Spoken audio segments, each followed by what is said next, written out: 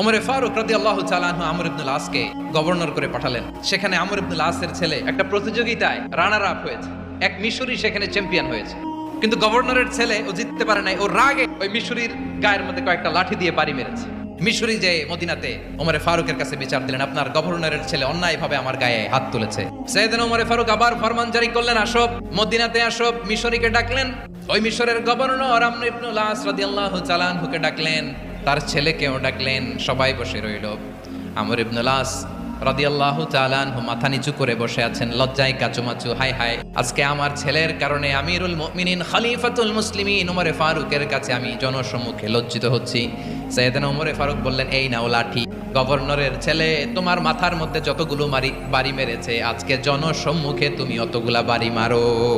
মিশরি বলে, থাক, আপনি যে ডেকে আনছেন সবার সামনে এটা বলছেন, এতেই আমি খুশি। আল্লাহু আকবার, আপনার মহানুভবতা দেখে আমি খুশি, আর অপমানের দরকার নাই। ওমরে ফারুক বলে, না, খবরদার, এই কথা মিশরি তুমি বলো না, মারো, যতগুলা বাড়ি মেরেছে মারো।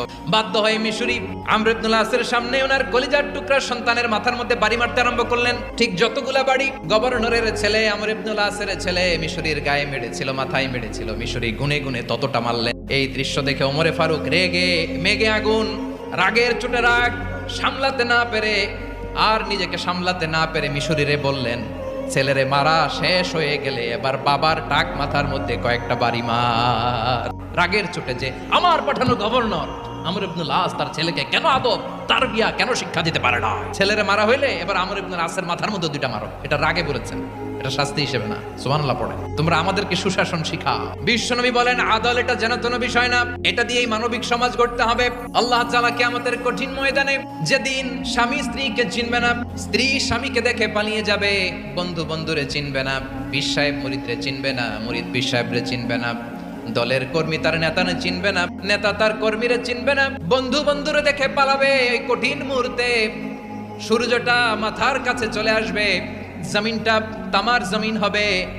আজকের জমিনের মতো নয়, মানুষ ঘর্মাক্ত ক্লান্ত শ্রান্ত মাথার মগজগুলো কানের ছিদ্র আর নাকের ছিদ্র দিয়ে বেয়ে বেয়ে পড়বে। বিশ্বনবী ফরমান, কিয়ামতের ওই কঠিন ময়দানে 7 শ্রেণীর ব্যক্তিকে রব্বুল আলামিন তার আরশের নিচে ছায়া দিবেন।